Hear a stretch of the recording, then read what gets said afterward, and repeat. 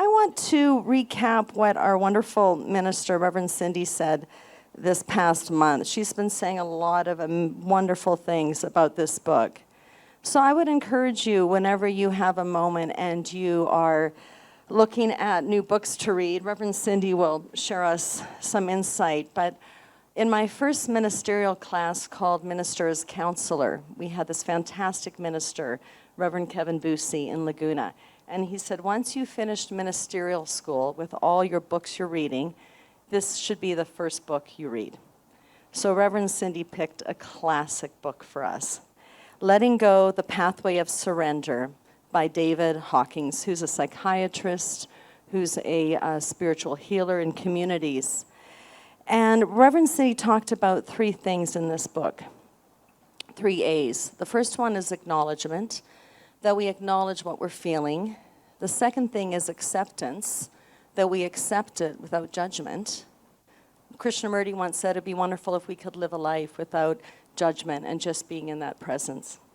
So she talks about acceptance, and then she talked about an action plan, the 3 A's. So I'm going to add a couple A's, Sunday approved A's, called awareness, that all this brings into awareness, and into the amazing you of how you show up in this world, that you have all the gifts, the talents, the abilities to show up as the amazing you.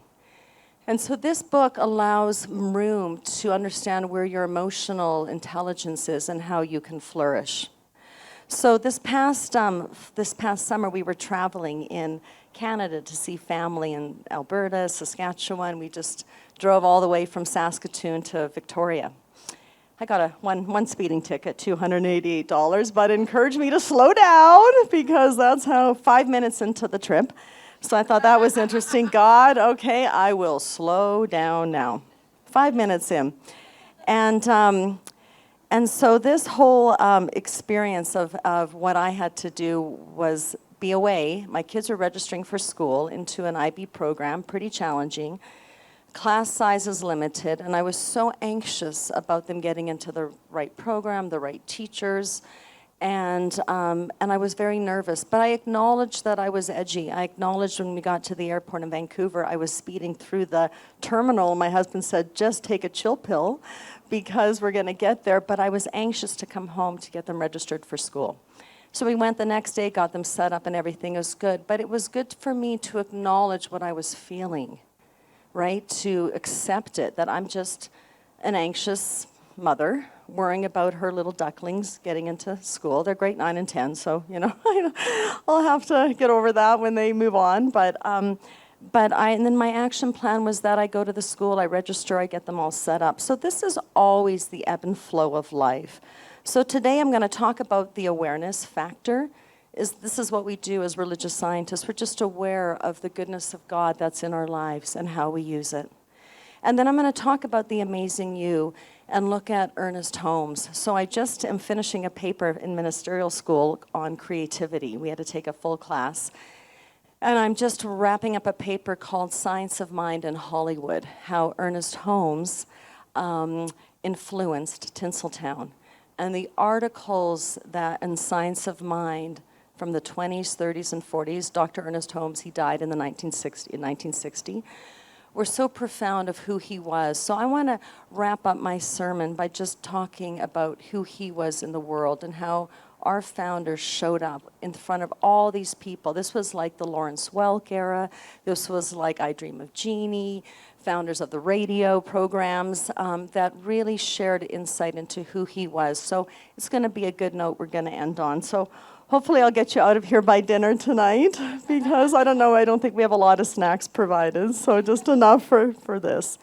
So the goal of this book, Letting It Go, is the responsibility and ability to make wise choices in life, learning who one really is and choosing to lead a life that is peaceful and loving. I realize that we're so programmed. He says in this book, we are so programmed into what to be, what to do. And I know many years ago when we were at the Brickyard, I offered a visioning workshop. And we would, I'd take my design magazines, whatever magazines I'm into, and we'd create folders and files and stuff. And then one day when I realized we were doing this visioning, I realized, these are someone else's visions of what it takes to be in a beautiful house. These are someone in marketing and advertising, what it takes to vision. I realized, oh my goodness, even when we're trying to be creative and set the tone of what we want our life to unfold as, we're programmed into different beliefs that aren't ours, even when we're working on ourselves. Dr. Hawking said in this book, he says, our egos are a set of programs that have been implanted in us through a lifetime of sitcoms, news, advertisements, books, music, education, family, and community upbringing. The question is how to deprogram and free ourselves. All we need to do is let go. So Dr. Hearn is the dean of the college of the campus for ministerial school. And in our last ministerial retreat in the spring, we were all sharing about issues we're encountering and things that we're working through. And she said, when someone pushes your buttons, I just want to let you know that they didn't install them. Right? So when someone pushes your buttons, I have some that I'm related to, that they didn't install them. They were already there. So we look at ourselves in this faith, and how did those buttons get installed? Who installed them? So if someone triggers something for you, we always say that if you spot it, you got it.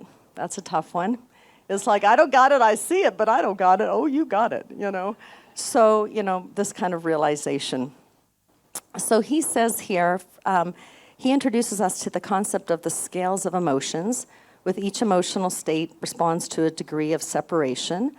And he said the lower emotional state is one of challenging, one of disconnect from source, and the higher state is one of connection to unity, to connection to one another.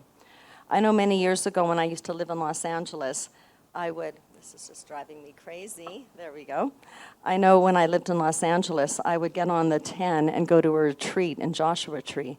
And I remember I'd be panicked, I'd be anxious, I'd be worried, I'd get there on time, barely, starting a 5-6 day meditation retreat. And then when I would come home, after being still and quiet, there was no traffic on the road. I felt one with the people. So it's all consciousness, it's all our awareness to what we bring. My mother-in-law just recently bought a car. We gave her our old Subaru, and she got in an accident. She's fine, but she wanted to buy a new car, and on her price point, she got a yellow Kia. And I said to my husband, I said, who buys a yellow car? I've never seen a yellow car. Now when I'm driving, I see 10 a day. So talk about what you are focused on is what you experience. So if you're agitated, unwell, that's the world that is mirroring back to you. So consciousness is king, consciousness is queen, that this book shows us where we are in that emotional level. He says we do 3 things to become aware of a feeling. First thing is we just become aware of something happening. We actually sit with it. We stay with it as religious scientists. We don't stuff it. We don't shop it away, drug it away, coffee it away, whatever way. We actually sit with it. We actually sit with our stuff.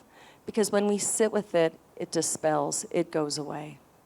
I call mine Little Miss Boo, my shadow side. And she's right here now. You could write a song about Little Miss Boo.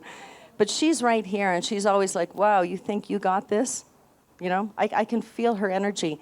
But I have to acknowledge her and say, thank you for making sure I'm prepared, I'm on my toes, and I bless and release you. We don't have stars without the darkness, right? We need both in life. But in this book, it looks at how you get in charge of your emotions, how you sit with it, and how they sort of release. So again, the summary is that awareness is about knowing thyself, and it's about going within, and that is the work that we do. Ralph Waldo Emerson said, nothing can bring you peace but yourself. I find that so liberating, that nothing can change your effect but you yourself, that you are responsible for bringing that peace, that joy, that energy into your life. So how liberating is that? So in this book, The Creative Mind and Success, God, I feel like I need a credenza here. You'll find when you're a religious scientist, all you do is read books. But this one is a classic, and it's thin. It's called The Creative Mind and Success. I think I have it in 55 different highlighted colors. But there's always wisdom in what he says. And I was at a party the other day, and someone said, who is this Ernest Holmes? I go, well, the founder of Science of Mind. He's the person who takes the secret out of the secret. That's who he is.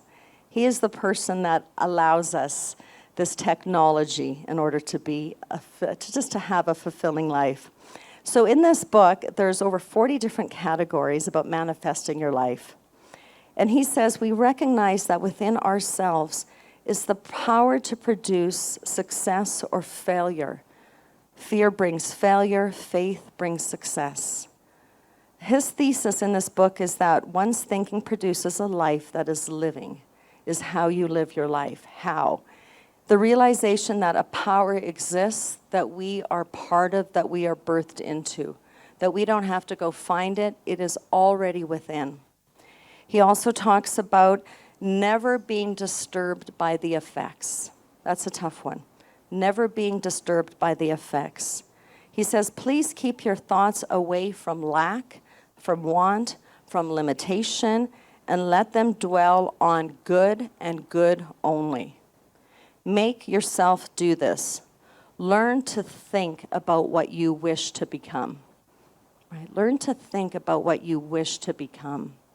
You know, lately I've been having a spiritual practice where I ask people how they're doing, and everyone, me included, if I point the finger, there's 3 pointing back at me, and I'll ask people how they are, and they'll say, oh, I'm so busy, life is so full, I'm so busy, I'm da-da-da-da-da. My new practice is, how are you, how's life? It's excellent. It's great. It is a spiritual practice for me to impress upon spirit that my life is good right now. So I cling to positivity. I think we come to the center to connect with something deep within. You know, in these ministerial classes I'm in, there's 20, 30 ministerial students. We talk about how did you get into religious science. I know Reverend Alley would always ask me about what was your God moment. And everyone has said, well, you know, I just felt it. I knew this was the way of life. I felt this philosophy within me all the time. So it's a powerful way that we work about things. Ernest Holmes says, since all causation is mental, it follows that if all things are created by the mind of God, and one's mind is part of God's mind, one is able by thinking to set in motion a power that creates. That there is a universal wholeness seeking expression through everything. We are calling it simply life. The religionists call it God, and the philosopher calls it reality. So there is an intelligence in life, and it is our intelligence. So we sit, we're calm, we reflect, we feel. There's an intelligence all around us. I know when I see sunflowers pop up for the first time in the summer, I know, oh, summer's half over. That's what those sunflowers tell me. I can't imagine the natives and their wisdom of animals, of birds that were coming, what month, what day, how connected people were to their surroundings. You know, I know when I'm in our yard, and this past week we had a rattlesnake, and thank you, God, put a little rattler on it because I sure need it. When I work, I don't do any AirPods or anything. I'm very present, and I heard that little devil come up. I saw him, actually. And in that journey of seeing him, I just had to bless his journey in life and not be worried, not be affected, but I could feel his presence, his vitality, his energy moving through everything. So that intelligence we see, it's all there. So, and we connect to that from inspiration, from guidance, from direction, from music. You know, we tap into that guidance. Again, it's waiting for us to use it, to manifest this power of health, vitality in our being. Ernest Holmes states that life is a blackboard upon which we consciously or unconsciously write those messages which govern us, that govern our lives. So what messages are on your blackboard, right? I get the one, I'm tired. I always do that one. That's my modus of operative. I'm tired, or I'm busy. But what do you write on your blackboard that guides you in your life? The last book I want to just talk about, because this isn't, I think my sermon should now be just lectures, but this is the best book ever, besides our Science of Mind textbook.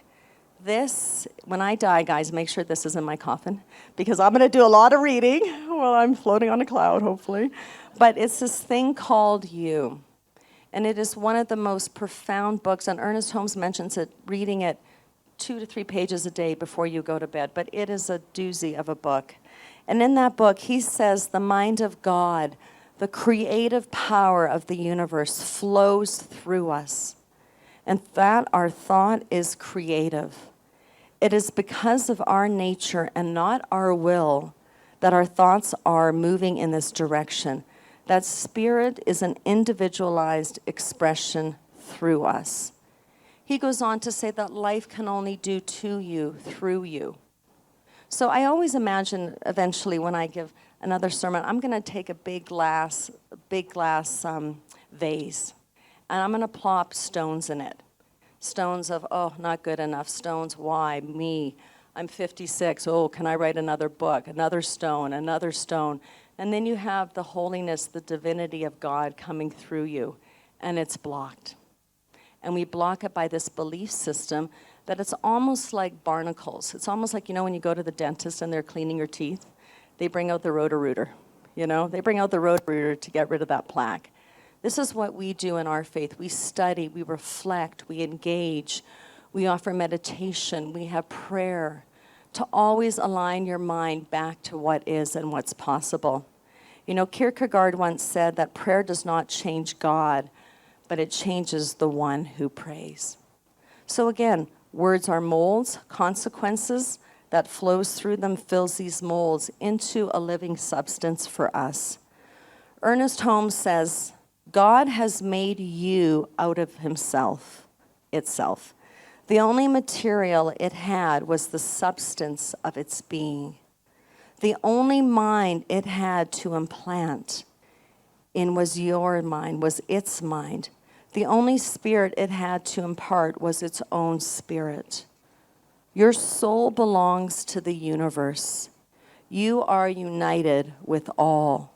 You are one with the eternal light itself, the presence of spirit within you that blesses everyone you meet, tends to heal everything you touch, and brings blessings into the lives of everyone you contact.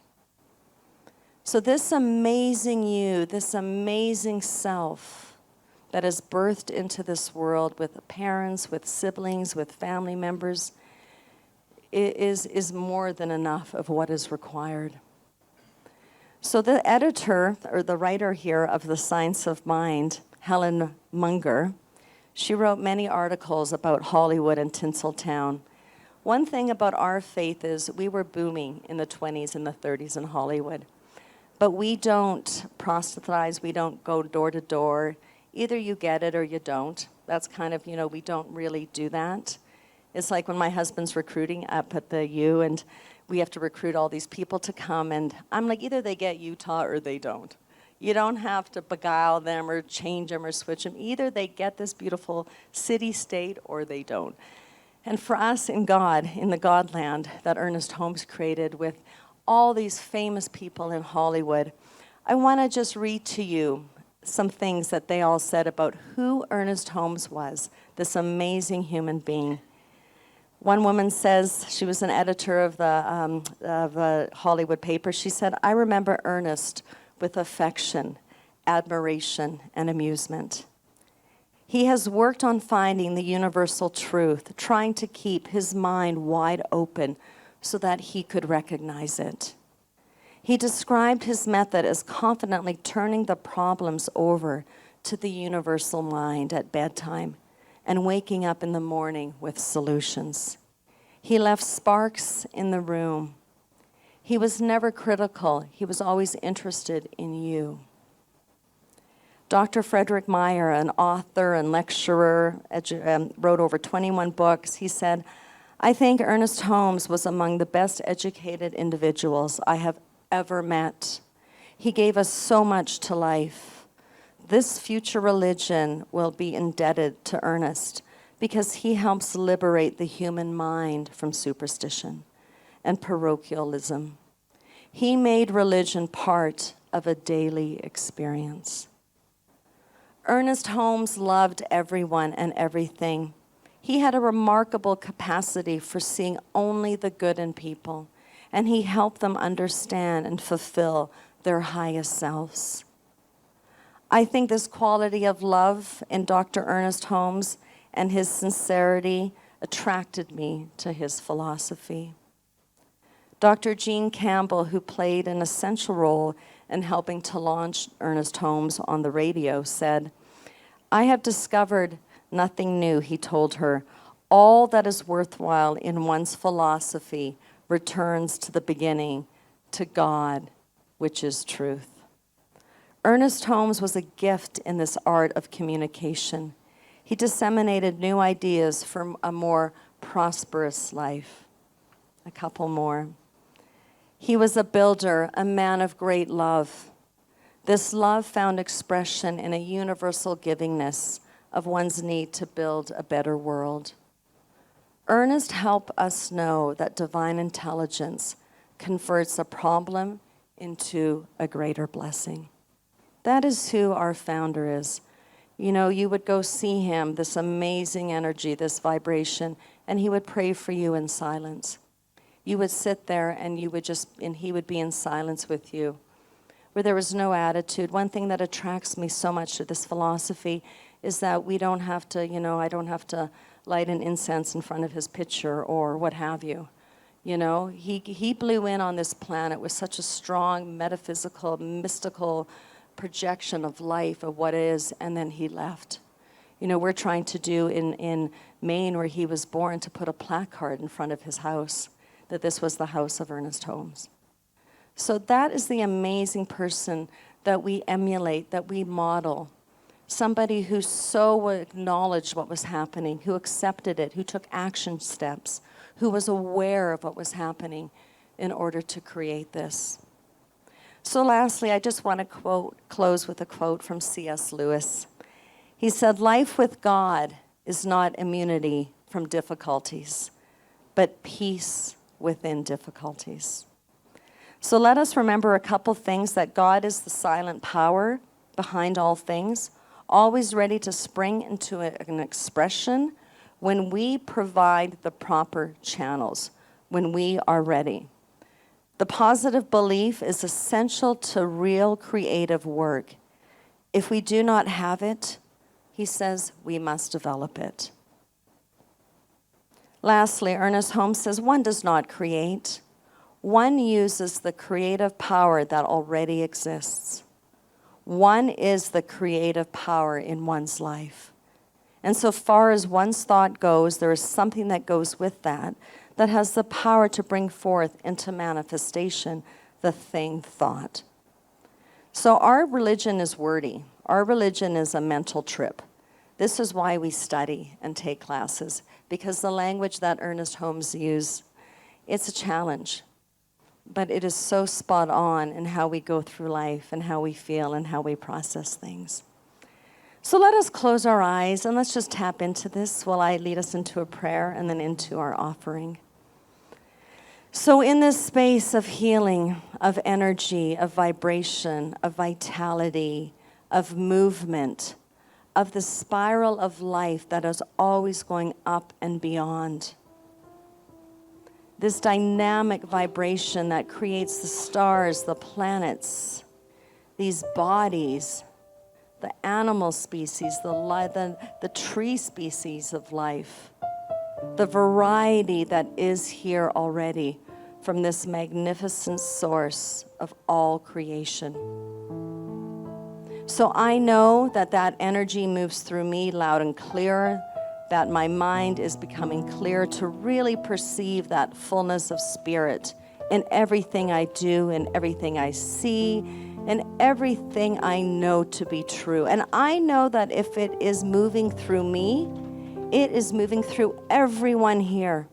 It is moving through our virtual community, the energetic vibration around this building of a healingness, of a wholeness, of a love, of a prosperous nature, of a giving nature, of a wise nature, that holy divine essence is alive within me, and I know for everyone here it is alive within everyone. So how grateful we are that our Creator, this divine mind, is one of unlimited potential, that everyone has the power within itself to create. It doesn't matter where you go, where you live, what you do, what you look like. Everybody has this essence, this power within themselves. And so as religious scientists, we tap into that. We know it is the divine source that springs into everything, that everything comes from that source. So I am grateful for Ernest Holmes. I am grateful for Dr. Hawkins. I am grateful for Reverend Cindy. I am grateful for this community that reaffirms my truth about who I am. And so I give in a generous nature. I give my time. I give my abundance. I give my energy into making sure that this place always is alive, always is vibrant for those here in this city and beyond. And so I am just grateful and full of life, full of possibility, full of wisdom, full of possibilities, full of just ideas in how to manifest a great life. So I listen, I receive the message, and I act upon it with awareness that celebrates my awesomeness, my amazingness all the time. And so together with one heartbeat, with one prayer, we simply say, and so it is. Amen. I am so blessed. So this is the time of our giving, where we give our resources in order that we have this beautiful building, that we have lights on, food to provide, that we give with a full heart, we give with a generous heart, knowing that these funds bless our center, bless one another. And we are so grateful for this experience, so grateful for this center. I am so blessed. I am so blessed. I am so grateful for all that I give. I am so blessed. I am so blessed. I am so grateful. I am so blessed. I am so grateful. I am so blessed. And so the lovely Sue, our newest and latest practitioner, thank you for everything. Thank you for your studies, your dedication. Awesome, awesome. So now we just extend our arms to these baskets of wealth, of money. We just send our energy out into that force, out into that vibration that multiplies these baskets, that the generosity that is demonstrated. We are so grateful for everyone. Your energy coming here, your givingness of how you give our center. We are just so grateful for everything you do. So I know this money is blessed, and we release it to our center. We know we tithe to the main church, we tithe to this community, that this money is in constant movement, constant circulation, constant growth. And together we say, and so it is. Amen. Thank you, Sue.